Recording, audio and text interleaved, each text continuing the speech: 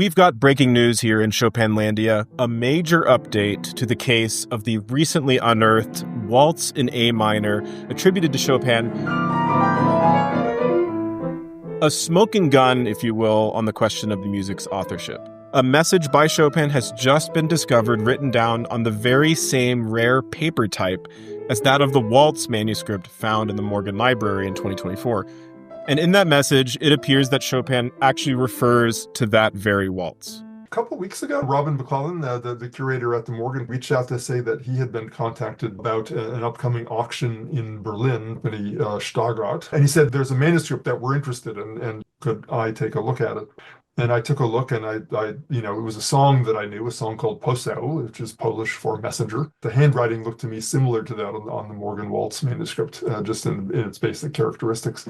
But that's a kind of vague impression. What I didn't notice immediately was that it was the same size as the Morgan manuscript.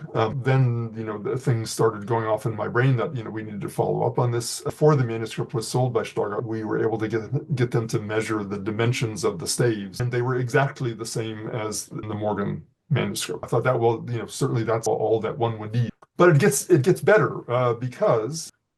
Flip it over. Chopin wrote a note. I regret that I cannot write the second page today.